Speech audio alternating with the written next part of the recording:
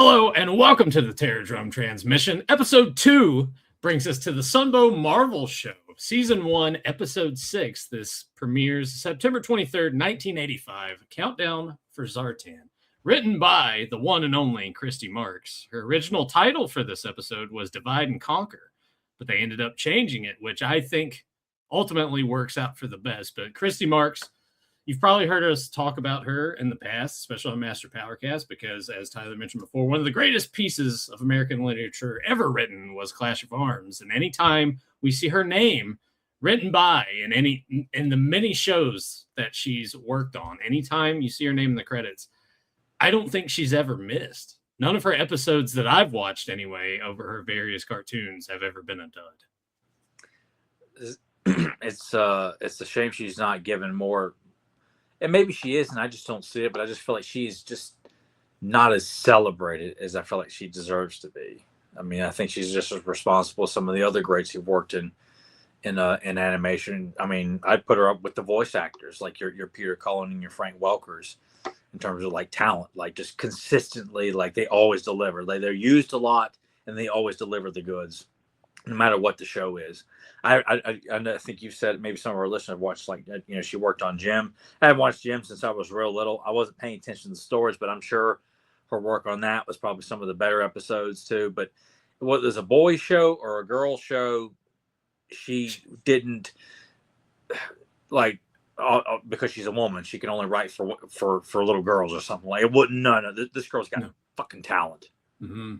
Yeah, and I think at some point, because when we brought her up last time, I think it's when we did the Clash of Arms episode with James, and James made a point. It's like, oh, you can contact her fairly easily. We haven't done that yet, but I think maybe that's something down the road that we should entertain and see if she's open to the idea, and definitely if she's wanting to do that, bring her on, and let's just talk about everything she's worked on and really break down kind of how she looked at all this stuff. Because you think it's like, oh, you're going to write a mini comic for Mass Universe, and now we want you to write this episode of G.I. Joe. Here you include these characters. These dreadnoughts. We have a ninja here.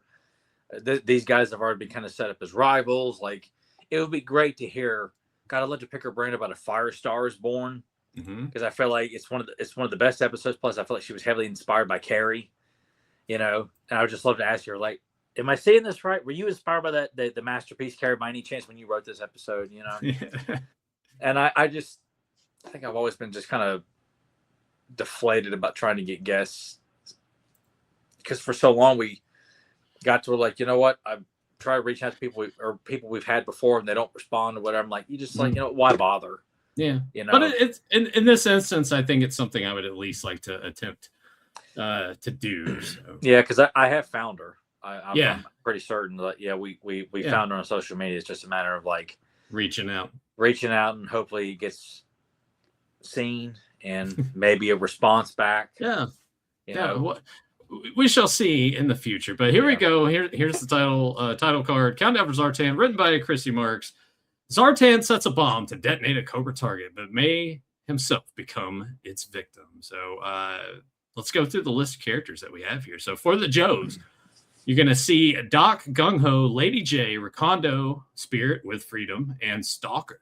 And then on the Dreadnought Cobra end of things, of course, we have Zartan, Buzzer, Ripper, and Torch. That's kind of your main core that we're going to get in this first, pretty much like the first season. I feel like until season 2 comes along, when the ranks get expanded with 4 other members. Yeah, so that would be first episode of season 2 is when we actually start to see that. Rise. They really get a lot of expansion in that first episode. Yeah, and then along with the 4 of them, we get Destro and Cobra Commander. And Cobra Commander, as you will see, is wearing the hood, and we get the helmet later on in the episode. If you want to keep an eye out for the vehicles that we have in this episode, we have the Dragonfly and the Skyhawk, along with the Claw, Fang, and Rattler. So Skyhawk's definitely my favorite vehicle. I just love the compactness of it, and it's just, for a water vehicle and an aerial vehicle that can carry 2 Joes, one on each side, and then you got someone in the cockpit. I just think it's a fun vehicle. I love it a lot. Also, one name I did forget: Storm Shadow is also on this episode. Yeah, I don't know. I guess as I was typing them out, I wasn't looking to. I didn't fish it off. I just moved straight to the vehicles. So yeah. Storm Shadow also here plays a pretty prominent role, and then as you will see, kind of continues on the rivalry with Spirit, who, as we discussed, you look at as kids, we would be disappointed, but watching it now, and especially if you watch these in order, like the first 3 miniseries, and then this first kind of standalone episode aside from that, you kind of really appreciate their moral standing.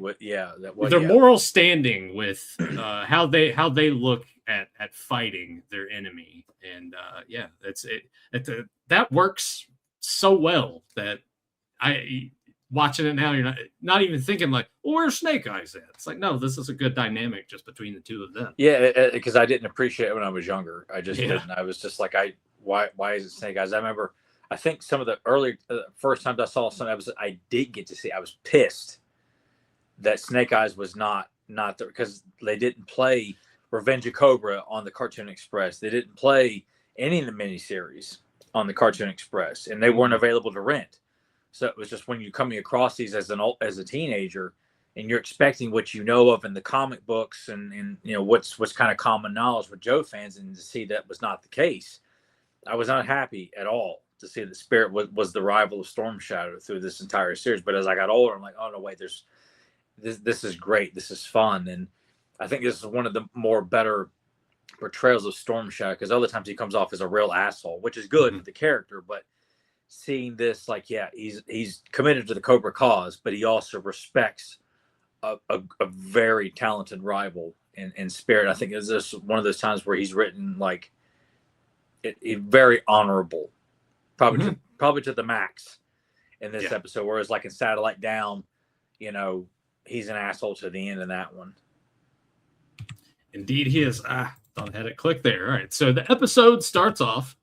We're kind of going to this training compound, and we have our Cobra trainees, and we're gonna have Buzzer, Ripper, and Torch kind of going through various aspects of try this instead. And as we see here, they're teaching them all how to use not to use their weapons, because the Torch is really the only one, you know, teaching. You know, because flamethrowers would be a common weapon for Cobra soldiers to use. So it makes sense that Torch would be someone who is, you know, that's his specialty is a flamethrower, whereas, you know, as the Ripper is teaching him how to use, you know, tracer ammo is what he calls, like fire, you know, just firearms. And Buzzer, who's not a demolition expert or explosive expert by any means, but he's teaching him how to use a plastic explosive, which you think about it, like as a kid, you're like, this is great, but why Cobra Commander would have mercenaries who work outside of Cobra, who are not specialties in any of this stuff, having them train new members of Cobra troopers, you know, or Cobra soldiers, you know. I mean, maybe to a degree, they are cheaper, or it's easier for him to just be like, yeah, I'll give you a little bit of money for this, and they just jump at the chance because it's pretty much established with them. They just kind of follow wherever they're making the money anyway. But yeah, I guess when you really start breaking it down, that it would not be my first choice. And definitely in the comic book, they would never like. It's fine for the cartoon, and I'm cool with it. And I could clearly see Storm Shadow training. You know, obviously they have, you know, Ninja Vipers that would come along much later, but Storm Shadow would have left. But it makes sense that you would have anyone signing up to be a Cobra officer, and then kind of pick whatever Viper or specialty trooper you would want to be. I feel like Storm Shadow would be you know, it would make sense to have him teaching hand-to-hand combat. Yeah. You know, and but then you have, you know, people like Big Boa and others. But I'm getting too long with it. This makes sense with Storm Shadow, but it's fun to see the conflict between Storm Shadow's training and then the Dreadnoks looking at him like, you know, he looks like a couple of blooming stalks, you know. Yeah, because they're doing kind of just their poses to kind of they're practicing balance. Yeah, which is key to being a ninja, And of course, these three trainees are just they're clutches, they're Clydesdales. Well, I think it kind of mostly falls on like the bigger of the three guys. He seems to be the one that is the clumsier one, or the one that's very much afraid and gullible, especially around the plastic explosives as we saw early on here. But as they all fall down, and as Tyler mentioned, saying that they look like storks, Storm Shadow then makes the point to say anyone can use a weapon, but a ninja is a weapon. So he goes on to demonstrate shortly after this, when after the Dreadnoks have shown what they can do with their weapons, that they're unbeatable is how they how they view themselves, because they can take down a tank that's not being armored at the moment, but in their minds, I don't think they've been around ninjas that much. So up to this point. And I love that the Storm Shadow just sits silently and letting them run their mouth and use their weapons, and then just waits till they're done, and then makes that big claim about a ninja is a weapon, and dismantles a tank with his bare fucking hands. Yeah, it's kind of it's sort of like him using pressure points. Yeah, on a human. And there very you go. much so. And of course, the new train is like, oh yeah, we're gonna follow this guy. I mean, if you just line the four of them up, like, and you are training to be a member of Cobra, in your opinion, like, which one are you gonna go with? Like, yeah, obviously I'm gonna go with Storm Shadow. Yeah, because I feel like the Dreadnoks are smelling onions too, so they don't strike me as very hygienic. As awesome the Dreadnoks are, I guarantee you all smell like onions. That or meat. I was gonna say like rotten meat. Probably beer as well. Definitely beer but they drink grape soda and chocolate donuts. That's their bad habits in the comic book. So unlikely they actually smell like chocolate donuts and grape soda. Oh no, absolutely not. From that, we move on to Destro and Cobra Commander. Yeah, as they're observing the training practice. Yeah, and of course, Destro being Destro, saying, why do you deal with these guys? All they do is follow the buck. Like, they're incompetent. They mean nothing to the cause. Yeah, yeah. And he's right. They're mercenaries. They're hired men. They're an outside part of that work. Outside of what Cobra is built on. But Cobra Commander realized there's value in having mercenaries. Yeah. They're all about chaos, and they work for money. And Destro's just sitting here talking shit about them and Zartan. And then as they go through this little corridor here, here's Cobra Commander sitting here, and Destro looks very confused. And as it turns out, who plays the fool now, Destro? And he's like, one day, Zartan, you will push me too far. And I never get tired of these two like clashing. I mean, it's watching the three of these. Mainly it's Destro and Cobra Commander, but Destro, who is paid by Cobra Commander to come up with weapons and vehicles for Cobra Commander, but the only difference is he buys into what Cobra's about, But I feel like, he is paid. He didn't come up through Cobra. He was, paid by Cobra to be a part of this. And he definitely has the mentality for sure that I should probably be top dog around here, because I am the smartest one in the room at all times. He's the most patient. He's the most calculating, and obviously there's got to be things that Cobra Commander is obviously very charismatic. He knows how to get people to buy into his philosophy and to sign up for what he believes in, what he's willing to offer. I mean, Destro obviously was sold on the concept from the very beginning, whether he pays well or not, he watches how things are going down, and just is like, you're one of my favorite lines, and it's from the first miniseries. Premature panic is a sign of an immature mind. Like calling it Cobra Commander, like, you need to pipe the fuck down. Yeah, where there's no time to panic yet. And that's why he's easily the best character on the Cobra end of things for me. It's just how he is and presents himself, and you really think about it, he should be the one leading the charge. And I think a lot of times there's no way. I think a lot of times, yes, he feels like he should be running the show, but I just don't see him like going out of his way to like assassinate Cobra Commander. Yeah, but out and just assuming, hey, this entire organization is going to follow me, an outsider who's provided weapons and vehicles of destruction, to fund, to help, with terrorism. I could certainly see him sabotaging Cobra Commander in a way that would cost him his life, but I don't think he would outright put into motion that he himself doesn't would strike do. Me, as someone who would, would be about assassination. No, like he's just. I think it's beneath him. I think he would much rather, much like when Serpentor, he just like, this guy's incompetent. Like he's failed enough. Mm-hmm. I buy into what he wants, but he could be doing it so much more intelligently. And like we need new leadership. But I think he probably likes his position where he's like, I'm the guy that makes the weapons. I don't want the full responsibility, but he can observe and be great counsel to Cobra Commander, but often just is dismissed by Cobra Commander because of his ego. Mm-hmm.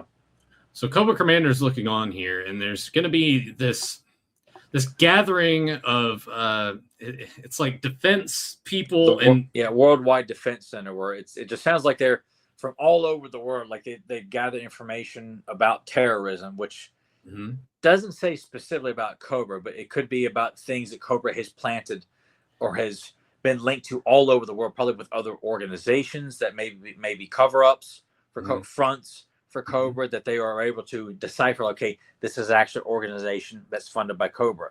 Kind of like, Extensive Enterprises. Like they're the biggest front in the United States, but they're not, unless you know who Tomax and Xamot really are, you would never know that they're the big business that's linked to Cobra. So the whole thing here is all of these people are gathering together so they can all share the information that they've gotten, and that would just put like a big dent in what Cobra's trying to do. So the big plan is yes, we gotta go and destroy this place. We gotta tear it down. I don't want anything other than just blow it the fuck up. That's all Cobra wants done. Yep. And then we have our main guy here who's going to have more of a focal point. Yeah. Dr. Metier of France is late, so it works to their advantage that they're going to send Zartan and the Dreadnoks in to kidnap him and take his place, which Destro is not happy with putting Zartan in such a prominent position to make this mission as a success. Which, I mean, I guess I kind of understand, but at the same time, too, Zartan has already sort of briefly proven himself, and he's already tricked Destro into thinking, look, I'm more than capable of pretending to be someone else to get the job done. But being a genuine outsider who's not buying into the Cobra cause, Zartan's proved himself, but Destro has a very good reason to think that there's no... Why this is a very important mission, and just you're going to hire this mercenary to assume he's capable of carrying out this. I get it. It's not like the Dreadnought. I mean, Zartan obviously is the name. There's nobody like him. I mean, a master of disguise, hand-to-hand combat. Definitely not someone you want to fuck with. I mean, the Dreadnoughts in general, but he's definitely the smartest. So. It's more of an ego thing, I think, with Destro, Mm-hmm. So here we go. Metier is left the hotel. We get Torch and what was it? Torch and Buzzer? Was it Buzzer? Torch, Buzzer. I think all three of them. Was it all three? Garage. All three are there. They're all standing there together inside the garage here. When Zartan just says, "I want your identity." Just how quickly too he's able to do this. That's yeah. It's an amazing talent he's got. He can just manipulate people's voices. Yeah, he's like Dana Carvey in The Master of Disguise. Oh God. And I like Dana Carvey, but that movie is just. Oof. So then we get our exterior shot of like the defense, the Worldwide Defense Center. Yeah, there you go. So you see Freedom here, and then there's Spirit. So Spirit's been kind of dispatched to kind of hang out, make sure everything's going smoothly. We get Lady J kind of coming and checking in. It's like, hey, we're here if you need us, but are things going good? And he's like, yeah, things are fine for now. She's looking really hot on the screen. Yeah. And with Lady J, she, as you're going to see here very shortly, she's the one leading this group in this episode, and I love seeing that because we've talked about this all the time, where for whatever reason, people will say stupid things like there were not any strong female characters prior to blah, blah, blah. And it's like, no, here's one right here. And you're going to see her pointing and tell, we got to do this. We're going here, yo, Joe, all that stuff. And she doesn't, I was going to say she doesn't get the credit that she deserves, but I think it's just, as you go through and you watch most of the episodes, she kind of is not in this leadership role as much. She's usually just with she's part of a group that's been dispatched to, a certain place, but she's always using a very prominent role. Like, she's typically not leading a group, but she comes from a position of authority. Yeah. And that one of the things that G.I. Joe has always done so well is having diversity and strong females without telling you. We have diversity and strong females. It's just there. It's accepted. There's no stopping to point out that, hey, I'm a woman. I can do what you is like. No, we're above all that petty bullshit that we constantly see in today's entertainment. This was ahead of its game, and it's not asking for a pat on the back about it.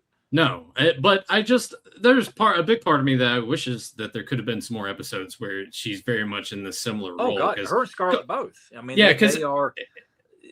But the good thing is that even though there may be moments where they're captured, of course, there's plenty of male Joes that are captured too. So it ain't like it's just always the females being captured and the male Joe's got to come in and save. But they never really play that damsel in distress. No, like they are always thinking about how are we going to get out of this, and oftentimes more than not get out of it themselves. They don't necessarily need other Joes to swoop in and Skeletons in the Closet. I think is one episode that comes to mind where which we reviewed that many years ago, and she's in a really fucked up situation, and anybody in the situation when they're getting ready to sacrifice to this ancient demon, from a cult that Destro, I was going to say Skeletor, Destro, wrong podcast or wrong show.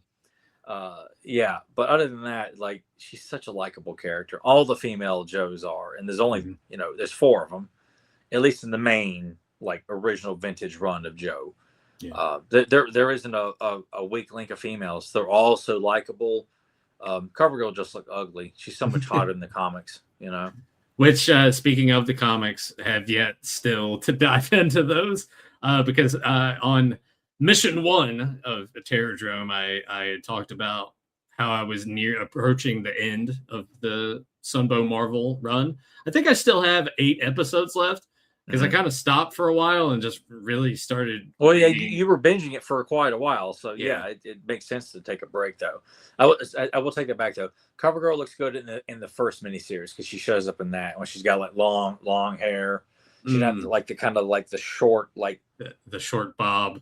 Yeah, it's just not a when you said this girl was a formal model, like you wouldn't know it to look at that version of her at all. Now, like when G.I. Joe Classifies, when she has like the shorter red hair, looks great. Then they had the other version with like the long flowing blonde hair, which that looked great too. That's how CoverGirl should look. One of those two, not the. Take note here with Zartan being the doctor and his watch here, because we saw him earlier wearing the digital watch. Wearing the digital watch, whereas when we saw the original Metier, he was wearing just a regular battery pack, like analog watch. So as he gets through the security check here, Spirit is there, but then we also, and you can tell too, like the nerves are kind of kicking in, which I mean, that's got to be kind of hard when you're pretending to be someone else in a scenario like this, and you're trying your best to be like him, but you also don't know all the intricate details. And as you will find out here, as you hand the stuff over, this doctor says, I knew you were going to do this one day. I knew I'd get you to wear a digital watch. Says, oh, yes. I have forgotten. Of course. Yeah. Which Tyler's watched this episode way more times. It's one of my go-tos. When I'm in a G.I. Joe fix, it's always this one, Cobra's Creatures, and the Funhouse are the 3 that I always go back to, just for fun. Whether I'm driving home or at home and just want to watch some G.I. Joe, I put on one of those 3. It's guaranteed every time. And then Animal Instincts are kicking in here. Yeah. Freedom is kind of making a little bit of like, something's up with this guy. I'm not sure what, but there's something a little odd. Let's follow him here. And as they do. And Storm Shadow is dropped in, which has been established that Storm Shadow showed up in the parking garage, and Zartan said, "We'll meet up on the inside." And Spirit sees this transition of a briefcase being handed over by Dr. Metier, and just addresses Storm Shadow as if like Storm Shadow is the one responsible for this, like not knowing what's like. All he knows is Storm Shadow's here. Has no at this point, you wouldn't even think that Dr. Metier is in on something. That he's being forced maybe by Storm Shadow to do something. Yeah. I like this part too, where he runs in and shuts the door behind him. Yeah. And Freedom just kind of like clicks in here. So at this point, he's setting his watch. I thought it was oddly specific that we're setting it to 35 minutes. Yeah. Usually any other time there's a bomb, it's like 30 minutes, an hour, 10 minutes, 15 minutes. 35, though, is just so odd to me. Maybe there's a reason behind that in the script. Yeah. You know, hey, Christy, what's with this time here? You know? And then we get our, we'll return after these I always love the bumpers for G.I. Joe. Such a comforting voiceover. And then at this point, between the breaks, we've had about a minute and a half pass on the countdown ticker. And these guys are still fighting, obviously, of course. And okay, and shit. Did we? Okay, we haven't got to it yet. Freedom is sent by Spirit to like go get help.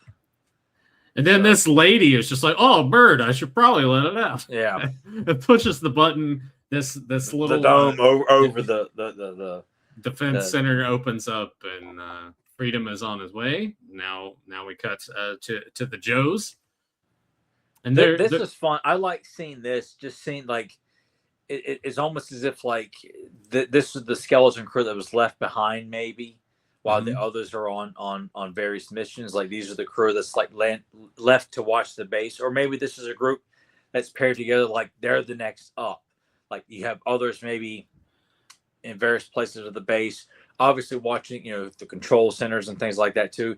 Maybe this group is okay. If there's an emergency, we're next up. No matter what it is, we're going to be the ones dispatched. Or they are simply left there, not sent on any mission, and they're just enjoying their downtime while they got it, I'm kind of looking at it now that you mentioned that, especially with Lady J leading the charge. Mm-hmm. And seeing this now, it makes it seem like Duke, Snake Eyes, Scarlet, and a group are Flint, out. Flint and a few others are somewhere dispatched, and this is like the last round. So it's like, yes, if anything else happens, you guys are up next. Yeah, because when it's set up that Lady's just checking him with Spirit, when he's on, almost like an emissary, or like he's a representative of G.I. Joe to ensure that this meeting goes down safely with no issues. Like we're on standby, and that's it. And until something happens, much like with firefighters or rescue squad members, like you get downtime at the firehouse, you're hanging out, playing cards, or working out, or doing something like that. And it's just cool to see, Gung Ho and Lady J like having a little contest with their spear throwing. And she manages to split hers in half from the one that Gung Ho did a bullseye on to hit the bullseye on the other two targets. That's fucking talent. Yeah. And the bet is like if whoever loses has to fix it. And of course, Stalker's not happy about that. The group's not happy about that. Yeah, because it's the gumbo. Gumbo. Yeah. And he's like Gumbo builds muscles, and I love it. Cuts to Doc with a stack of books, but he's reading comics. Yeah. And I have always loved that Doc, who always comes as one of the most intelligent members of G.I. Joe, is downtime. This is a Marvel produced show. He's reading fucking Marvel comics, in my opinion. Well, I mean, you gotta think like he probably does get tired of reading those books that he's managed to prop his feet up on. It's like he needs to not only relax his body but relax his brain. So it makes me wonder, like, what kind of is he reading? Submariner? Is he reading Spider-Man, Conan, X-Men? Well, I mean, that was some of the fun Easter eggs too during the show. Is sometimes they'd be watching TV and Transformers would be on, or Spider-Man would be on, and I was like, that's a fun little nod. But I imagine, I don't know, what would Doc be reading? Huh? I feel like it. Oh, maybe he's reading Frank Miller's Daredevil. I mean, I guess yes, this would kind of roughly line up timeline. Yeah, kind of within that time frame that I don't know though. I feel like Doc, he probably wants to go for something a little bit lighter in tone.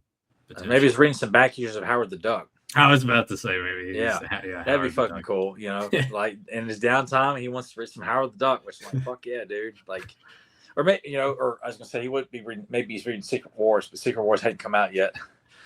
They make a comment here about Gung Ho having like a stomach, a cast iron stomach. A cast iron stomach.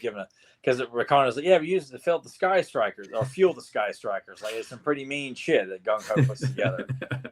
And they see Freedom has showed up. Like, okay, to the defense, or on the double. Yep. Yo, Joe. Dragonflies and Skyhawks, and the fight is still going on here. Which is great. Yeah. And it's, you have to think about too, how much time, how long have they been fighting? Right here in the States. This right here, that image after Zartan comes on and knocks Spirit out, I pissed me off, me and my brother off, that Storm Shadow looks like he's drawn fat here. Mm-hmm. Right here? Right there. Like he looks bloated. Like he just, me and my brother, like, what? He's drawn fat. Like, that's off model. Got a huge ass. He's got a huge ass, you know. And a buddy of mine who's a G.I. Joe fanatic, he knows what I'm talking about, because I talked to him about this very moment. Like, I know what you're talking about in this episode. Like, he's fat. It's not right. Yeah, right there. Look, he looks even more fatter with his hands on his hips. I don't think it looks that bad. No, it looks terrible. Bad representation of the baddest ninja. No. I mean, you kind of do see some inconsistencies in that regard throughout the show. Without the show, but this was one that always pissed me off. Like, oh my god, I don't. There you go. He looks better there. Right there. He looks very well proportioned there. I don't want to see Storm Shadow fat. So at this point, Mattier's worked his way through. All right, we got to get rid of Spirit. I'm going to make my way out of the defense center, and just as G.I. Joe shows up to say, remain where you are. Let's see. All right, he's got just a second under 29 minutes left. His Freedom was hauling ass when he got out of there. And look, there's Flint. Oh, God. Yeah, so we just talked about inconsistencies. Yeah, so sometimes that does kind of happen in like these wider shots. You will see like the skin tones. It's a charming mistake. I don't. Outside of Storm Shadow being fat, I find all that stuff forgettable and just forget about it. Yeah, but I do like seeing here though, like the height differentials between everyone. Yeah, like Gung Ho. You know, they all should be a bit. You know, but Lady J's not like she's super short. Like she's still like a. You know, she's about the same size as Doc. Yeah, in terms of height. At this time, times click down a little bit more. So looking around, and then this is when Freedom manages to rip the mask off. And I love the look on Rakana Stalker's face. Oh shit, man! Like something seriously bad is going down right now. Yeah. And he says, "I'm your prisoner. Take me." Hey, no problem. They got a prison here. No, to the G.I. Joe prison. You seem awfully eager to go to prison. And they were like, "That's the strangest idea, or strangest demand I've ever heard." And that Gung Ho, like you said, a quick little moment of Zartan looking at us. What's so special about this watch? Like that short fuse that Gung Ho has. Yeah, that's one of my favorite aspects of his character. Is God bless Chris Latta, man. He made everybody sound awesome. Just no nonsense. Like we got to figure what the fuck's going on. Yeah. And then Zartan just says, all right, yeah, I've planted a bomb, but you're never going to find it. As he's sweating nervously. And they just, all right, we'll put him up and we're going to split up and try to find out where this is. So at this point, Gung Ho is kind of having a chat here. And I love this aspect because you're going to see the payoff a little bit later on in the episode. But Gung Ho definitely using the psychology aspect of this to kind of figure out where the taking bomb is. Even though with what he does, we find out later, like it's a big chance, you know, of like, all right, when you feel like you're ready to talk, here's the stopwatch. So you let me know when you're ready to talk. Mm-hmm. So it's a gamble. It is. Like, it is, but it's you know, they don't have much. Zartan wasn't going to tell him anyway. Mm-hmm. So it's like, you know what, take a shot, and while we're not going to waste time, we're going to keep looking until he cracks. We talked about this many moons ago, the last time we discussed an episode of this cartoon, but I always love just the random locales that Cobra has set up shop, whether it's a pyramid or a cave or an old whatever. Spanish castle or something like that. And that's one of the things I've always loved about, with G.I. Joe and Marvel Comics too. Like a lot of the bad guys like Dr. Doom or Red Skull in Marvel will have these old big castles. Like they just have their entire run. And G.I. Joe Cobra takes over like random castles all over the world. These abandoned castles in England or in various other countries. And it just looks awesome to see these old castles turn into these headquarters for the moment in this one location, that. And more often than not, these places end up being destroyed by the end of the episode. Yeah. Yeah. Fortunately or unfortunately, however you look at it, but it's always cool to have a reason to see Cobra or G.I. Joe battling in a castle, So Cobra Commander has switched the hood for the helmet here. Yep. So they've dropped off Spirit with the real Dr. Metier. And there's like, where is Zartan? Like he was in the building when the G.I. Joes arrived, so they're well aware that Zartan probably has been captured, possibly. And of course, the Dreadnought's like, who's gonna? It's terrible. Who's gonna pay us? Cover, I see you get your gold. And then the three main heads decide to, or Storm. I love Storm. She's like, should I attempt to rescue Zartan? Which, if you read the comics, he's the one responsible for killing the Hard Master. So it's like it's kind of interesting. Because you would learn that later on in the comics, but to have Storm Show have a moment of like mercy, like I'll go rescue him if you guys want. Just was like, no, fuck him. I love the fact that Destro was like, no, I don't like that guy. Fuck him. If he's so clever, let him escape on his own. Yeah. And then such the girls. I love here that as Doc's walking through, and I guess this is kind of like the library part because you see the different books here, and so there's just this poster that just says terrorism.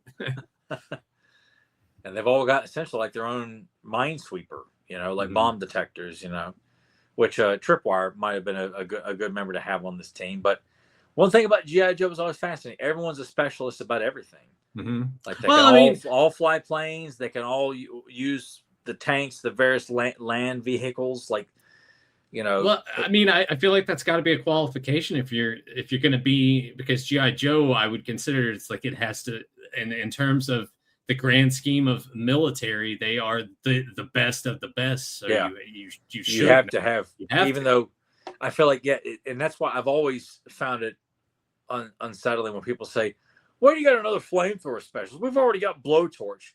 You telling me you want one guy who knows how to handle a flamethrower, only one ninja, only one ranger to cover missions that require a ranger or a reconnaissance or espionage specialist? Like, no, we just need one.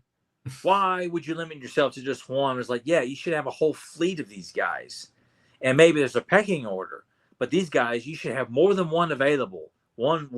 More than one specialist for anything, from trackers to paratroopers to heavy machine gunners, like heavy duty, roadblock, rock and roll. Like, why do you feel like you just have to have one of those guys? Why wouldn't you want more heavy machine gunners, more ninjas? I agree. And people are just like, you guys aren't thinking about any of this stuff, are you? Well, I already got that. You tell me you don't want him to have like a tag team part in case he gets fucking hurt? Yeah. I mean, Lifeline doesn't need anybody. Someone just let him die. Fucking pussy. He sucks. I'm so glad you saw the light on that. Yeah, I think we're gonna kind of make more people see the light on that. The more episodes. God. And as a kid, what's so fucked up is I thought he was a cool looking character. Like I don't know what it was. I think it was just because, when I would see a season 2 episode, I'm getting to see Beachhead. I'm getting to see Lowlight. I'm getting to see General Hawk. Characters that I. In season 1, I'm like, I know they're there, but how come I don't? And you don't really understand season 1, season 2. Like, it's an episode where Lifeline's in this. Then you get older, like, oh my god, this guy fucking sucks. Yeah, he just bitches and whines about stuff. Like, why did you bother signing up? I know. It's like, and then it cut in a line of Jessica Lange from Cape Fear. Why did you bother? You asked me to go, and I thought it was a why damn did you bother? Why did you bother? Like, yeah, like you signed up to save lives. You know what? Doc's a pacifist too, but he's not pissing and moaning about, hey, Elias, can you hand me that tool? I can't do that, slipstream. That goes against everything I stand for. What, help me fix a fucking chopper? yeah. Just get that stick out of your ass and get the fuck out of here. Go work someplace else. We need people to save lives. Do you want to save lives? You want to sit and piss and moan? Yeah, it's like, just go work in a hospital. You don't need to be with the Joes. But... Yeah, you don't need to be here. We don't need to hear your bullshit. Make us feel bad about what we're here to stop terrorism. You're trying to stop us from stopping terrorism? Fuck you. So the watch is down to 7 minutes. At this point, Zartan's starting to freak the fuck out a little bit. the close-up of his face, like that's one of the coolest shots in the episode. It's so well, beautifully animated. The stress on his face and the sweat, because you just feel like Zartan is not someone who would really go into panic mode, but this is one of the situations where he's pretty much fucked. You sounded like no one's coming to get him, and there's no one there to keep him up to date and have we found the bomb or anything like that. For all he knows, they found it, they disarmed it, and just going to leave him sitting in the cell just waiting. Yeah, they could. But just now you sounded like my grandmother when she's trying to run through all the names of the grandkids. Oh, when she's trying to say my name, but she's saying everyone else's and cutting herself off. Well, my mom has even called me one of the dog's names before. She called me Hobo. I'll take that. He wears a Spider-Man bandana. I love Spider-Man. I can see why you're confused. So they managed to leave Buzzer Ripper and Torch here with Spirit and Dr. Metier. At this point, they're like, let's go ahead and turn on some laughing gas. Some laughing gas. And I love the animation of Spirit's no, just start punching at the fucking glass. He's going to fight to the very end, man. That's why Spirit's so fucking cool, man. But yeah, it's laughing gas. It may seem like a safe, death to aim for a children's show, but all you got to do is be familiar with what the Joker does. Mm-hmm. It's this is a pretty devastating. You're gonna laugh to yourself till you die. Think about that. Think about the times that you've uncontrollably laughed and how light your head felt and how much your stomach hurt from laughing so hard. And just imagine I love laughing where I'm I can't, because it feels great to laugh that hard, but I'm but if you couldn't, you can't control it. If you couldn't stop it and you just kept going, then yes, you would laugh yourself to death. At this point, we get another dun dun dun dun dun dun dun dun dun dun. G.I. Joe. I just love those. It's just that the star come, or the ribbon. We'll see if I can get it for this particular episode when we head to our commercial break, but I'm very much going to try to make something very similar happen for this show. So stay tuned for that. And if you don't see it on this episode, just know that I am still working on it. So now we're down to 2.5 minutes. And at this point, Gung Ho walks up to him once again. This is a good shot here of Zartan looking just... It's impossible. My bombs never fail. I love you said bombs. My bombs never fail. Trying to reach. Yeah, he's just desperate. Oh no, I'm sorry. It's still the countdown. I'm jumping ahead here. Yeah. This is a great. This again. Storm comes in, and just kicks the shit out of all the dreadnoughts and get the fuck out of here. Mm-hmm. And I like that. It's we're rivals, but you know what? This is bullshit. I would never do this to an enemy. Yeah. And again, I like that Storm Shadow he's saving them, but not letting them go. Yeah. It's one of the things. He's being respectful. That's something I'm glad. See, Christy, we gotta pick your brain. We gotta talk to you about this, because it's just. Well, I totally understand Storm Shadow's standpoint, because this is sort of established here and this is his greatest rival, and he would rather him die a noble death, or at least by his hand, and not from laughing gas. badass. No, it's like this is cheap. It's disrespectful because he knows what kind of a warrior Spirit is. Mm-hmm. And that's something that I love about Storm Shadow. Is like when he's written correctly, like that's the way he should always be written. But I'm like when he shows up, I'm just happy Storm Shadow's there. Yeah, me too. So I'm like I just think that he's written the best here. Yeah, I would agree with that. There's always that fun discussion, which I know is part of the Dusty Storm Shadow, Joe or foe. Mm-hmm. Because he was so memorable as a member of Cobra, but it's so cool when he realizes Zartan's the one that killed the Hard Master, not Snake Eyes, or Snake Eyes realized it wasn't Storm Shadow, and that I can't be a part of this. Like I don't want I want to help Stalker, I want to help Snake Eyes, and help train Cobra Commander's son and do all these good things. But he's so iconic as a villain though, like this him in the white suit. Which I love. Snake Eyes wears the black. Storm Shadow wears the white with the Cobra emblem. He need like camouflage. He's a badass no matter. It's like a white ninja. Doesn't matter, man. Storm Shadow can get in anywhere undetected, man. He doesn't need camouflage. Doesn't need dark colors. Nope. So the watch here is 7, 4, 1. Oh God. Yeah, impossible. My bombs never fail. Yeah. At this point. Because you're starting to wonder, like, oh, well, his watch went off. The bomb hasn't gone off yet. But Doc and Recondo find it. I love the part where Recondo pulls it. It's like, oh, wrong one. It's like, oh, wish you hadn't said that. And then you see it count down very quickly. Let me ask you this, because I have always thought, because Recondo looks like he's a member of the Australian Outback. Mm-hmm. I always felt he probably should have been given an Australian accent. Because I see G.I. Joe, even though it's set up as an American-based special forces group, but I look at they're looking to stop a worldwide terrorist organization, and I just feel like it makes sense that whereas Cobra has done shit all over the world, that it would inspire people from all over the world to sign up with G.I. Joe. That they wouldn't have to be just born in America. Like I think Recondo is out in Outback as being two guys from Australia. Like they like the name Outback.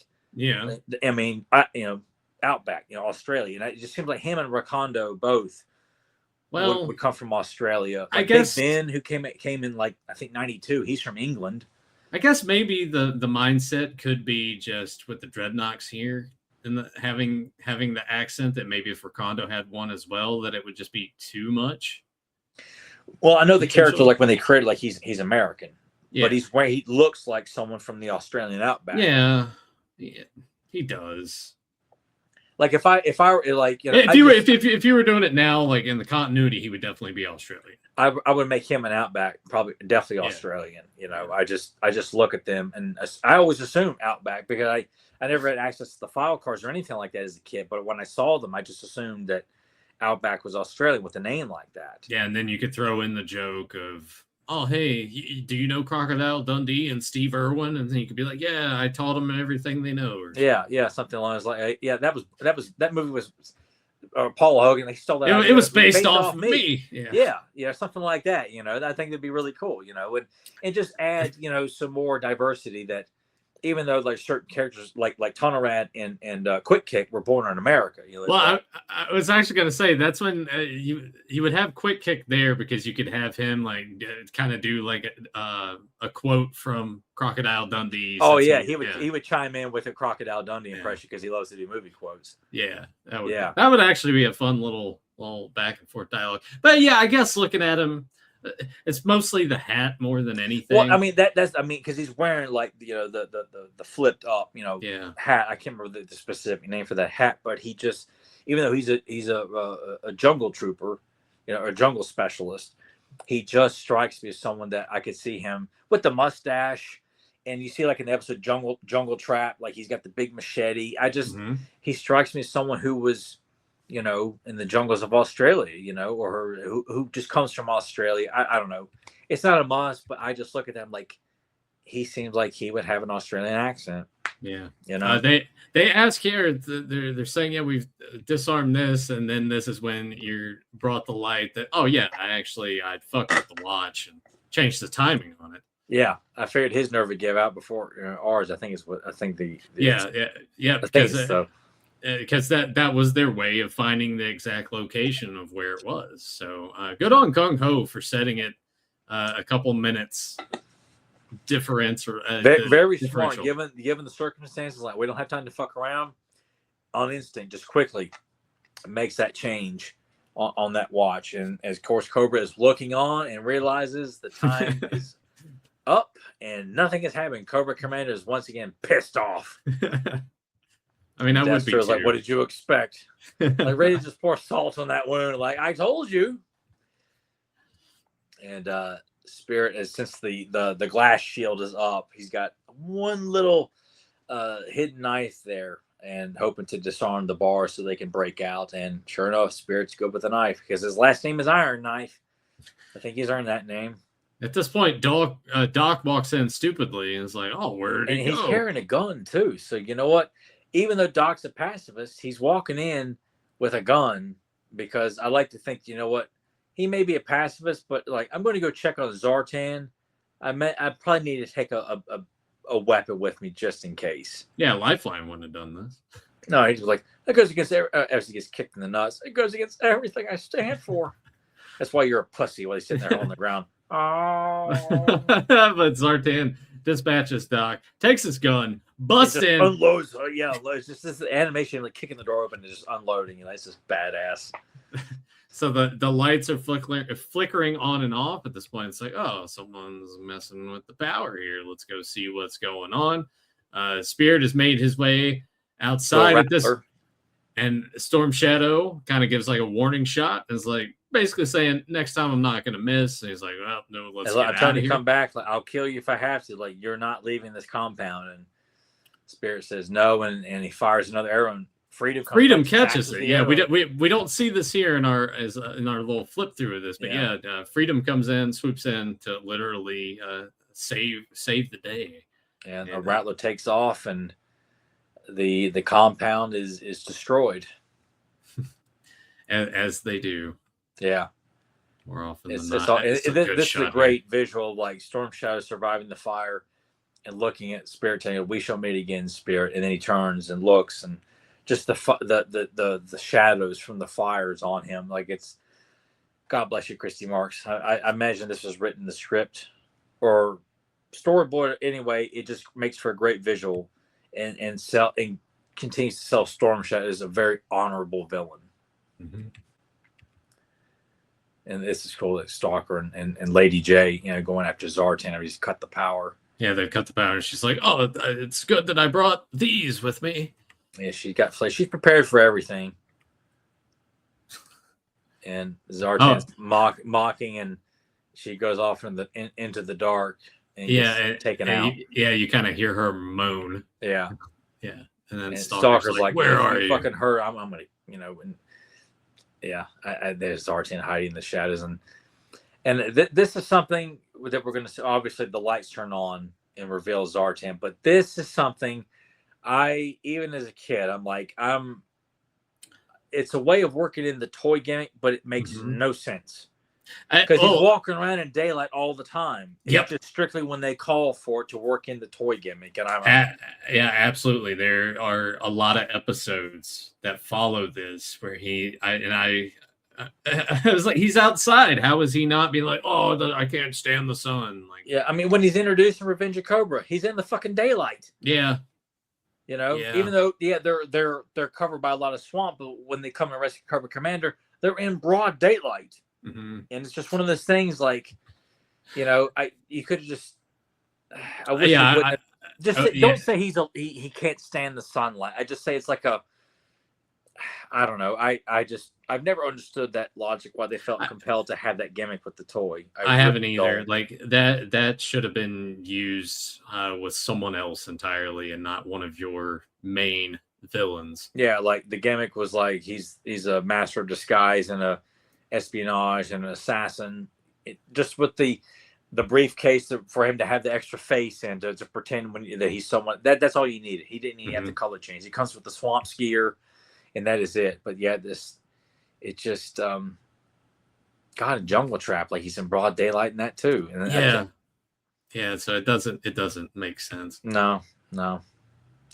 But here, Cobra comes to unleash hell after they've captured Zartan and they think they've saved the day. Like, nope, not quite. And they don't. Well, we can't worry about Zartan now. The defense center is under attack.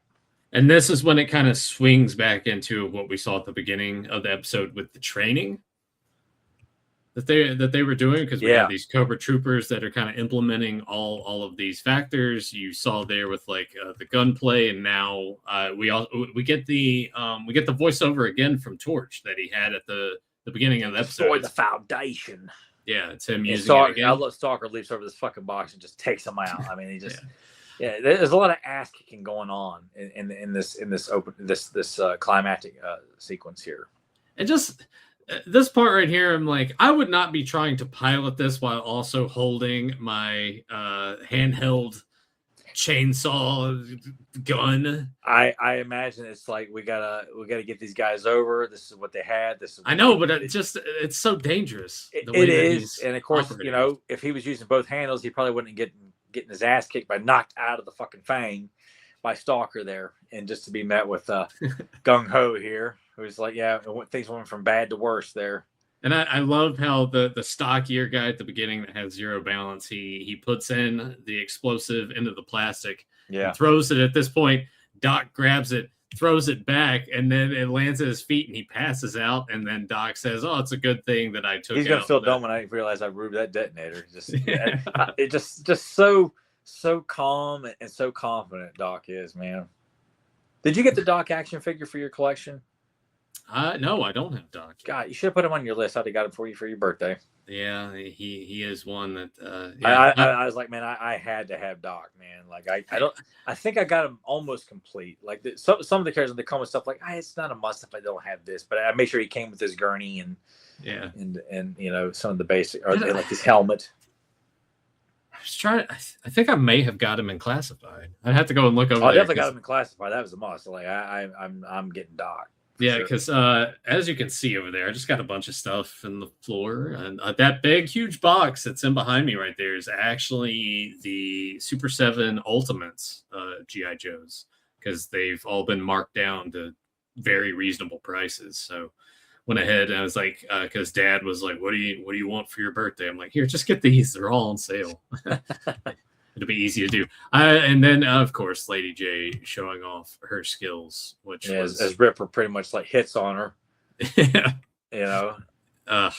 In like such a sleazy way too. So it's nice to see him. Oh God, yeah. She takes off in the Skyhawk here. You got to get you a Skyhawk too, man. I got me one for my collection. Oh my God, yeah. But the vintage vehicles are fairly expensive. I got a Skyhawk complete for a reasonable price. Like it because I really wanted to get the Skyhawk that was repainted for Sky Patrol, like it's all in chrome. Because I just thought the Sky Patrol like sub team was really cool, and of course, any member of that team or the vehicles, they cost fucking fortune. Yeah, that Night Force, and they're all just repaints, but they're such popular sub teams. Like they cost an arm and a leg to get. Yeah, As they are in the air, though, they are vastly outnumbered, and so what do we do? It's like, well, let's fuck it. It's like Rambo 3. Fuck them, And they and here comes Spirit and the Rattler, and just taking them all out. Like they're just assuming their numbers are going to do the job, and no, the minute Cobra Commander's fang's taken out, all right, retreat. God, just watching this too between Cobra Commander, and then you see Zartan here. The arm strength that you have to hang there for however long as they're flying away, I wouldn't be able to do that. You really have got to lock your whole arm around, like holding on with just finger strength. Yeah, I mean that's how they're holding on to it. For a while, maybe you could do it, but you want more security. You want to lock it in like a headlock around the railing there. Because chances are you're going to be having to hold on for a very long time. So and your arm's going to get tired from that eventually too. So finger strength, it's going to give out eventually. We circle back around Dr. Metier. They're talking once again about the gumbo, and Metier's like, "Oh God, I like the gumbo." Yeah, And then and they're all just like, no thanks. Like, Spirit, you want my share of that gumbo? and they have a good laugh, and then Spirit flies into the shot, and then boom, we'll be back after these messages. Then we get our Yeah, they don't have the morals attached to most of these episodes. Yeah, they don't. Is that strictly on the DVDs, or they're on the DVDs, right? Or no? Yeah, I believe they're on the DVDs. They're on the VHS, of course. I don't know why. I always enjoyed the moral segments as a kid. Yeah, they're not bad. And no, people like to make fun of them and do those shitty voiceovers to them, like imply like everything's like some sort of homoerotic undertone or something like that. That's what everyone does when they got old. We got to say everything in the 80s was gay. Pork chop sandwiches. Yeah. So but something when watching this, the increase as kids, me and my brother would be like, now we saw it. Because we would see all these segments and wonder what episode is this from. And so when we would finally see it, we would both look at each other and go, now we saw it. And the sequence there of like Storm Shadow cutting the pillar and it falling down on Footloose. Like, I used to wonder for years, what is this episode? That Storm Shadow's like slicing a pillar and knocking the obnoxious Footloose, out. Yeah, old Footloose, old surfer gimmick he and all. Sucks. I mean, he was cool with having multiple rock and roll as a surfer, but Footloose is just like, hey man, it comes off like a fucking hippie, Go back to fucking Floyd. Man, so that was countdown for Zartan. I think instead of out of 10, let's kind of do it more in star terms. Let's go out of 5 stars. What would you give a countdown for Zartan? I give it 5 stars. I love it. I think it's a great episode. It really emphasizes just what everyone's about. And if you have never seen the miniseries or anything like that, I think you can see this. It's like it's a good introduction episode that's not meant to be an introduction episode. Like, you can watch this brand new and get an idea of who is who, and kind of recognize there's a bit of a rivalry between Spirit and Storm Shadow, and don't have to see Flint or Duke or anything like that. I think it's a cut and dry episode.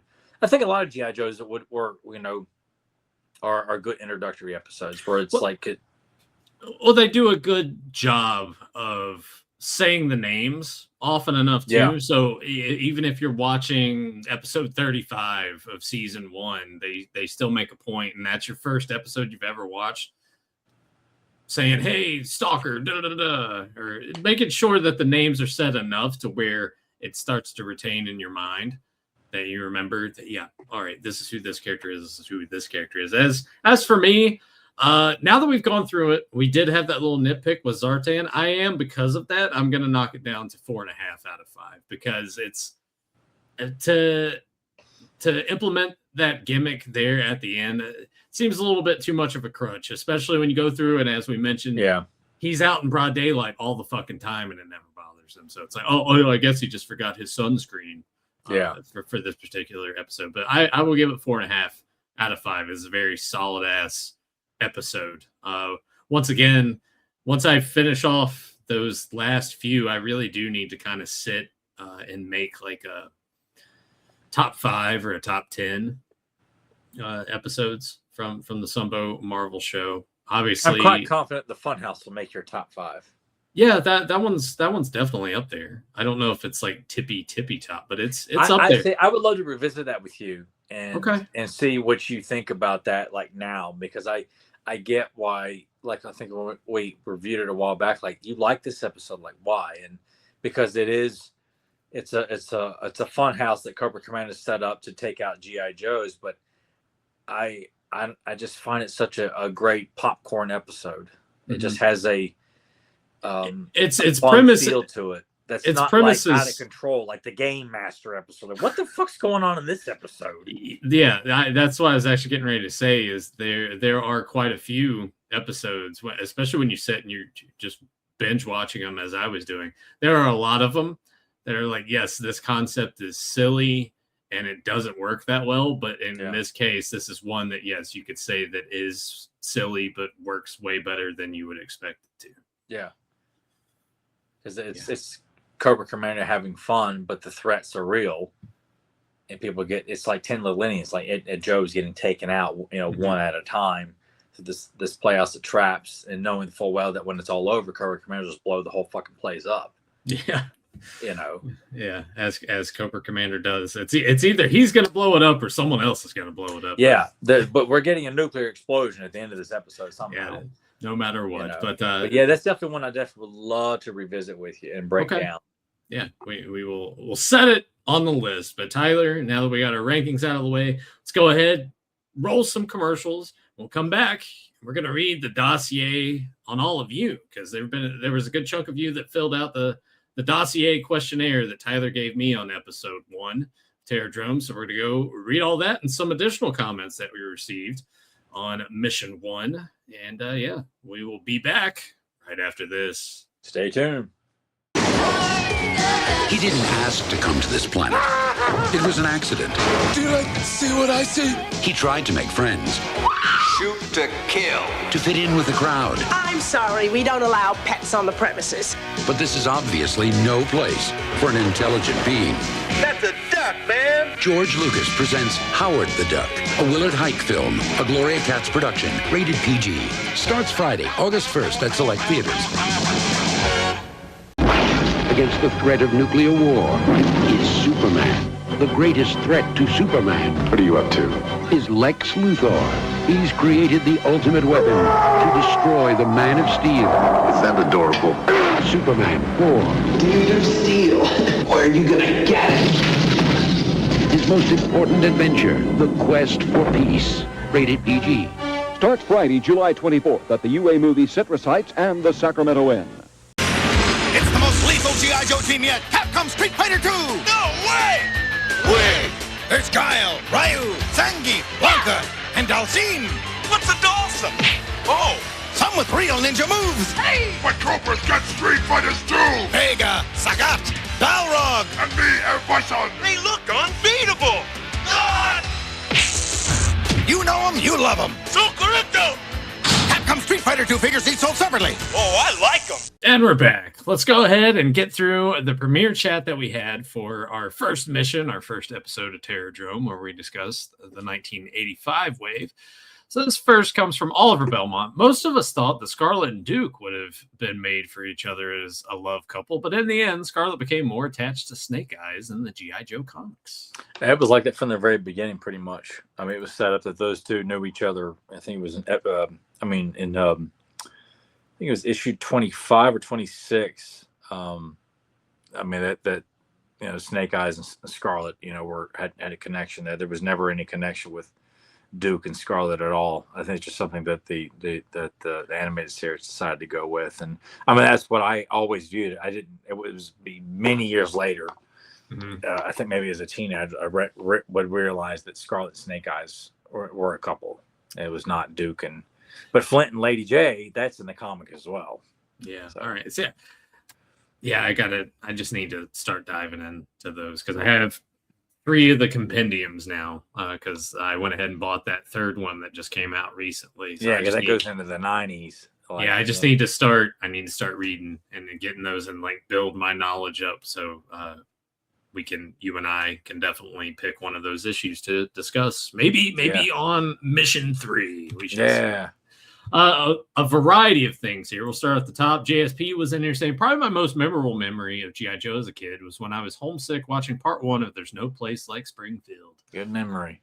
Yeah, it's just one of those episodes, though, that I just sat there and I was like, do we really need to have Shipwreck be the guy in this one? Which, again, as a kid, loved him. As an adult, I can't stand him. I just think he's obnoxious as fuck.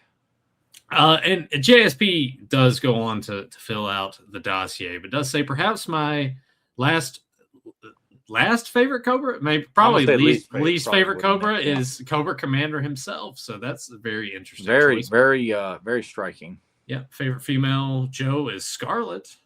All right. So we'll get into his dossier because I was like, yeah, you should just go ahead and fill this out for us. And he ended up doing that. Johnny Cock.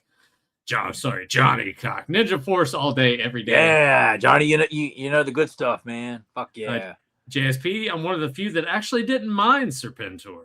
I loved him as a kid, but when I got a little older and realized, like, no, fuck him. Cobra Commander is where it's at. Yeah, and then he was one of the first GI Joes I remember seeing in daycare. So one of the other kids had Serpentor, also had a Cobra Bat with him too. Which oh my god, what are these? And then you're like, let me just take this. Yeah, I always wanted. I never did it, but it was like, can I have that in my mind? Like, just give me that. Oliver Belmont, how about favorite love team romance in the GI Joe cartoons? I mean, Flint and Lady J have always got a good thing going. That's Flint was my favorite as a kid. He's still my favorite. You know, leader as an adult. I can't think of. I mean, I guess you could go with Zarana and Mainframe.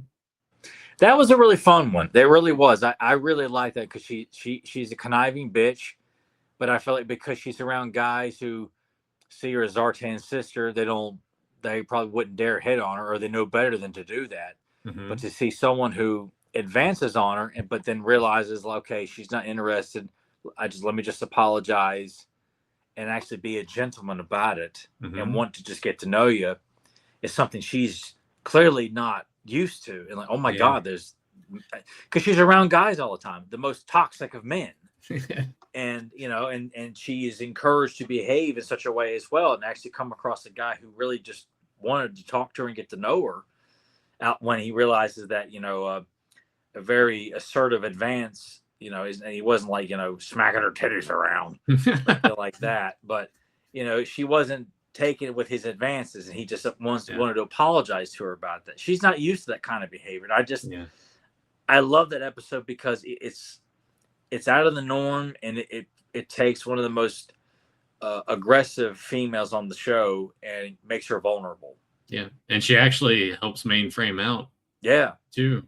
So it's fun, but I ultimately you got to probably go with Flint Lady J. Yeah. Though I mean, we did have JSP always preferred Snake Eyes and Scarlet. So. Oh, well, that's a norm, but I think. I don't know why I didn't instinctively go to Snake Eyes Scarlet. I think just because for the longest time I didn't see Snake Eyes as having a love interest, even though in the comics it's established pretty early on, mm-hmm. And even in the first miniseries too, that Scarlet and Snake Eyes seem like there's a connection there, and then it just kind of takes off, and Duke and Snake Eyes are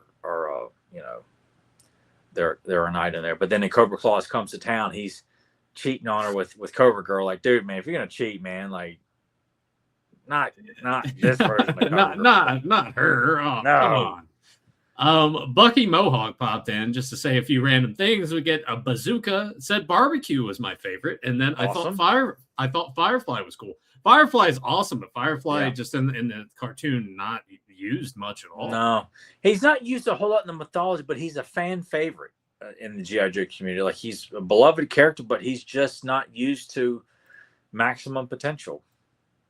Yeah, which I mean, you kind of get that a lot. Yeah, and I think that's why those characters become favorites. It's just with them not being used hardly at all. Yeah, it makes them mysterious. Like I want, and that's what made me so infatuated with so many characters that people tend to shit on all the time.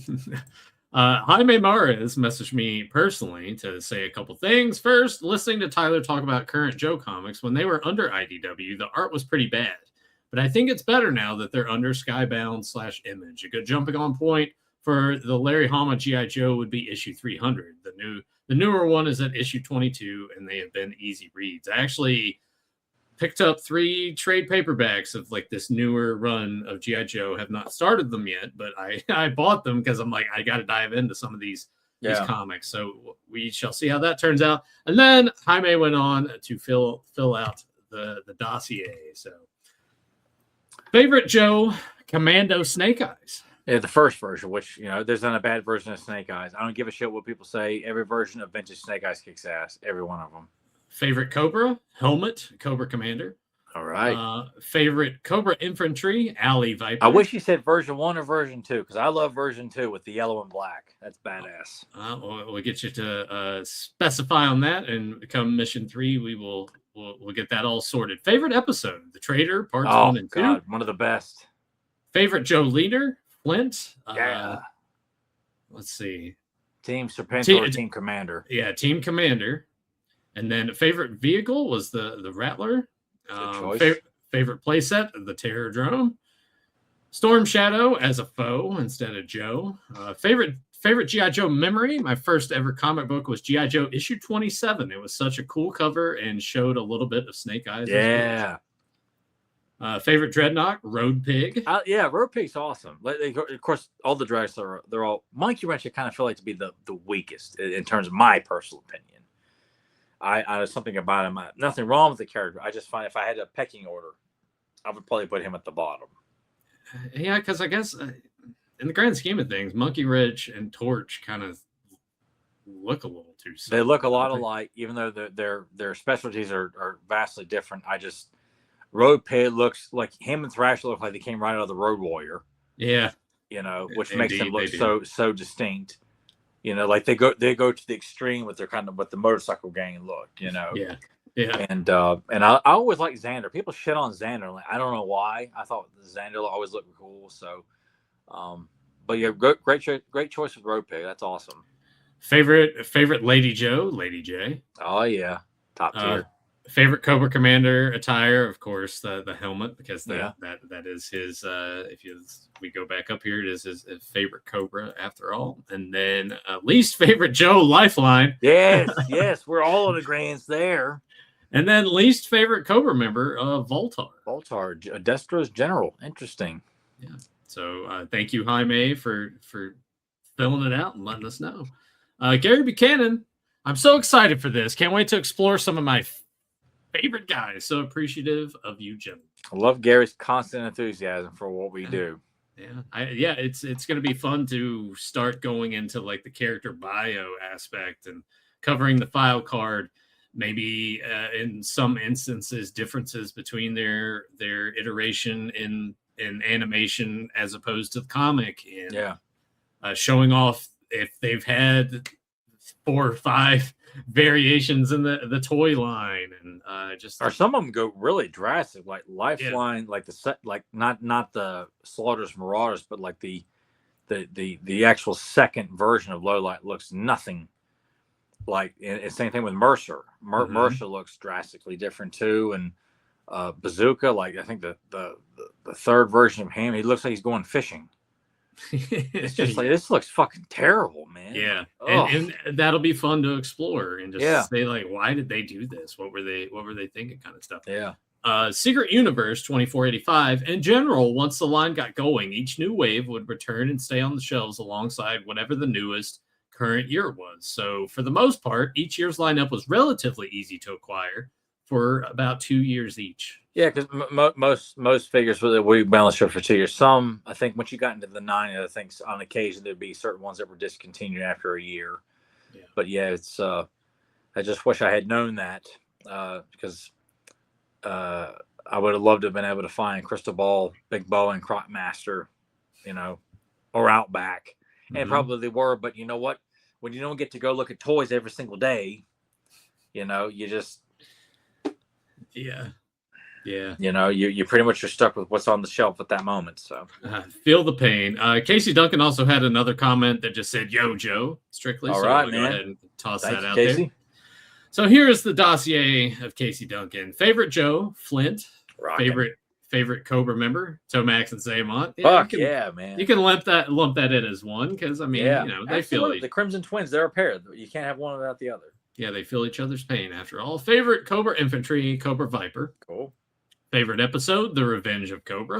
All right. Favorite Joe leader, Hawk. Yeah, I love Hawk. Very interesting. Team Commander, Serpentor. All right. Favorite vehicle, the His Tank. Once again, favorite playset, Terror Drome. Storm Shadow, Joe or Foe? Foe. I feel like most of these are going to go the Foe route, but we'll see if there's any surprises along the way. Favorite G.I. Joe memory, just strictly watching the cartoon. Favorite Dreadnought, Zartan. Favorite Lady Joe, Lady J. Favorite Cobra Commander attire, Hooded Cobra Commander. So we got one with the helmet, and one with the hood. Least favorite Joe, Mainframe. That's interesting.